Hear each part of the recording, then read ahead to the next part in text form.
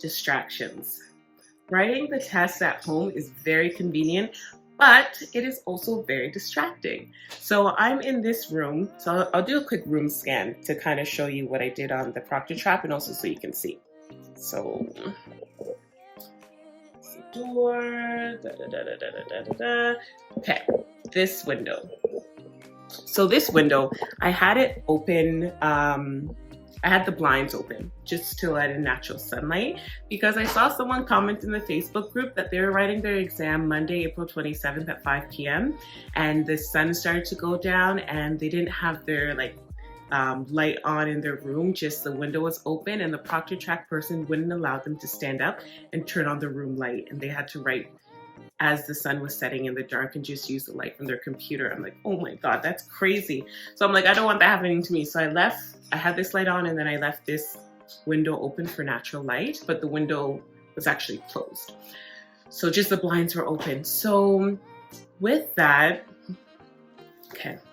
So here's the struggles of doing virtual exams at home. So you cannot have any animals out and around. You cannot have any kids out and around, and you have to try and soundproof as best as you can. When I wrote my first exam in the Mohawk College, it's obviously a quiet room. It was very quiet. I was able to focus and just do the exam. Boom, bam, done. At home, I have lots of neighbors. Their kids were all out playing soccer and bouncing, kicking the soccer ball off of the side of the house. Like I heard so many noises out there and dogs barking. My daughter, luckily my husband it was her nap time. So he put her down for nap. But like an hour and a half into the exam, she woke up and I heard her and I'm like, Lord, please let me finish this because I don't want her. Because when she wakes up, her first thing she'll do is come into my room. And I'm like, of all days, Lord, please don't let this be today. So I'm like, I have to finish this exam. And then then the chair. Yeah, so you can only do so much. So it's just be prepared that it's not going to be as quiet. Well, you know what? This is just what my scenario was. Maybe you don't have kids, maybe you don't have neighbors, maybe you have a completely soundproof room that you can go into. Awesome. But for others who don't, just be mindful of those things.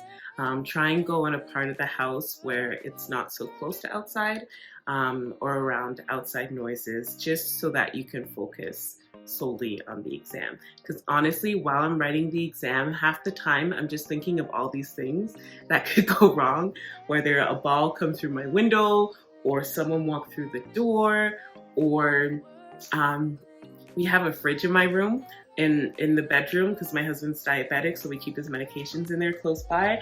The fridge started making noises while I was doing the exam and I'm like, oh God. But just take your time, stay calm, and do what you can. The exam, for me, it took me about 2 hours to complete it. And yeah, it wasn't too bad of an exam. For me, every module, something from every module was in the exam. So everything is fair game. Make sure you know, and not just know, but understand. One of the tips I'll tell you is that it's really important not just to memorize these terms and these content that you're learning, because not only do you need to understand it because you're going to be applying this in real life when you're in the career, but you also need to understand it just for the exam, because a lot of the questions in the exam wasn't, oh, what's the definition of this, A, B, or C, or D. So there's a lot of not questions. So you have to know what the term is to be able to say what it's not. So hopefully that makes sense. But, oh, math. I had a math question. So far, everyone who I've seen, actually not everyone, but recently, most people who have taken course 2 exam, especially people who took it yesterday, had no math. Of course, I had a math question.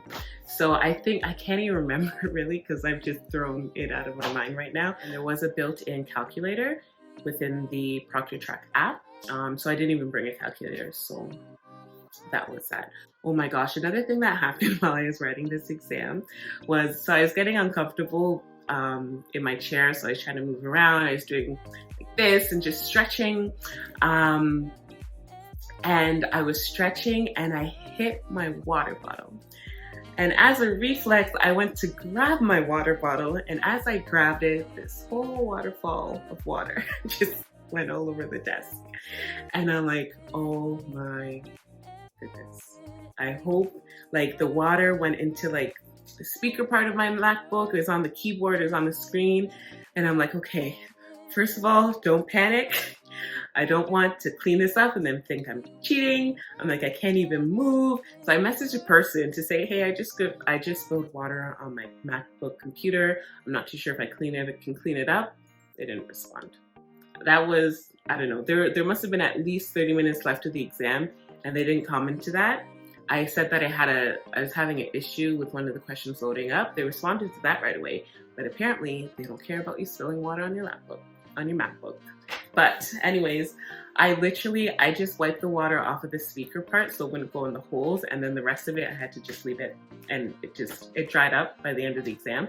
I had to clean up some on the floor, but it's not like I can go grab a towel or anything. So yeah, that was my course 2 exam. So I finished the exam. Before I did this exam, so my exam was at 1 o'clock in the afternoon. The 3 days prior to that, I did nothing but study. I'm gonna do another video on it, but I'll show you all my tactics on how I prepared for this exam. So the exam was at 1, and it was about 11 o'clock. I went on Pass It, and I did a practice exam on Pass It. I did that right before the exam at 11 a.m. and I took 2 hours to do the practice exam, which was just good to know. But I scored 90%, and I'm like, okay, I got this. So then I'm like, I'm going into this exam too really confident. And then by the end of the exam, I'm like, did I pass? So like of the 115 questions, I would say there is about a good 20 questions. I was like, I don't know if I was tired or I was just done with it, but about a good 20 questions, I'm like, I don't know. So I was calculating the exam's 115 questions long, and in order to get the minimum passing grade of 75%, you can mess up to 29 questions, okay? So that leaves, is it 85 or 84? Let me calculate this. So in order to pass, you need to get 86.25 questions right in order to get the passing grade of 75%. So I knew, I'm like, honestly, even if there's 20 questions that I'm not so sure about, I'll let it go. I just need the 75 to pass. After the exam, I honestly wasn't sure if I passed or not. And then by the evening, I'm like, you know what, whether I passed or not, I've done a good job. I've read my stuff. I know my stuff. And I know once I'm in the real life job, I'm gonna do well. So I'm like, cheers to that. And I poured myself a glass of wine. A couple actually. Okay, so here's the thing about the marks. So on the frequently asked questions on Humber about the virtual proctor exam, it says that the exam, when you do it through ProctorTrack, you will get your response, I think it says 3 days later or up to 3 days later, but it was 3 days. So I'm like, okay, so it's gonna be a couple days. I'll just let it slide and forget about it. But then other people were commenting the same day that I wrote my exam, that they wrote their exam the day before and their results were ready at midnight. And I'm like, okay, let's check it out. So it's funny because Lisa Mark made a post on Facebook. She was doing like a countdown for her exam, and I'm like, oh my God, I gotta wait too. I gotta stay up. And it was like, time was going by so slow, but the night came around, and then I'm like, okay, we gave it like another minute or a couple minutes, and it still said in progress. And I'm like, come on. So eventually, I think like 5 minutes later, Lisa got her mark. And then I'm like, where's mine? Mine's still not showing up.